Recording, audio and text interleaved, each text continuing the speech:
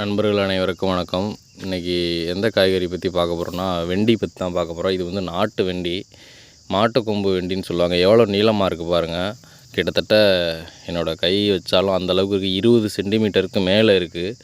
எவ்வளோ தடிமனாக இருக்குது பாருங்கள். அந்தளவுக்கு நல்ல தடிமனாகவும் இருக்குது. ஒரு செடியில் பார்த்திங்கன்னா 3லேருந்து 4 பெரிய காய்கள் இருக்குது. இதை ஏன் நான் இவ்வளோ முத்த விட்டு வளர்க்குறேன் அப்படின்னா, என்கிட்ட விதையே இருந்ததே மொத்தம் ஒரு 15 விதை தான் இருந்துச்சு. இதிலேருந்து விதைகள் நிறையா எடுக்கணும், கேட்குறவங்களுக்கு கொடுக்கணுங்கிறதுக்காக தான் நான் இதை பிடுங்காமல் அப்படியே வச்சுருக்கேன். இதை பாருங்கள், இந்த செடியிலேருந்து இது விதை எடுக்கிற கண்டிஷனுக்கு வந்துருச்சு. ரொம்ப ட்ரை ஆயிடுச்சு. இதிலேருந்து இதை எடுத்துகிட்டு விதை எடுத்துடலாம். அதே மாதிரி இன்னொரு செடியிலையும் பார்த்திங்கன்னா, இது காய் பெருசாகிட்டு சின்னமாக சுருங்கிருச்சு பாருங்கள், ட்ரை ஆயிடுச்சு. இதிலேருந்தும் விதை எடுக்கலாம். இதை நம்ம இந்த இடத்துல இருந்து பிடுங்கி எடுத்துக்கணும்.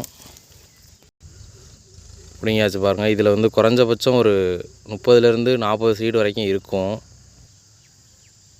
மற்ற வெண்டையை காட்டில் இது இதோட என்ன ரொம்ப பயன் அப்படின்னு பார்த்தா, இது வந்து ரொம்ப நல்லது, ரொம்ப கனமாகவும் இருக்கும். இது ரொம்ப உடம்புக்கு நல்லது. இது மாட்டுக்கொம்பு வெண்டின்னு சொல்லுவாங்க. இது ரொம்ப பெருசாகவும் வரும். இது நாட்டு ரகம். இதுவும் ஒரு அழிஞ்சிட்டு வர்ற ரகம் தான். கண்டிப்பாக விதை நான் எடுத்ததுக்கப்புறம் கண்டிப்பாக கேட்குறவங்களுக்கு கண்டிப்பாக கொடுப்பேன். விதை வேணுங்கிறவங்க இப்போவே கமெண்டில் சொல்லுங்கள்.